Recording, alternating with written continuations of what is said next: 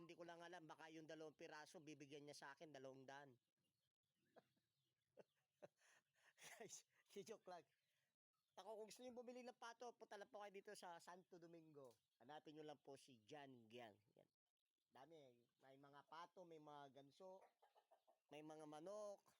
Ayan. Yun. Anong tawag dito? Yun. Yan.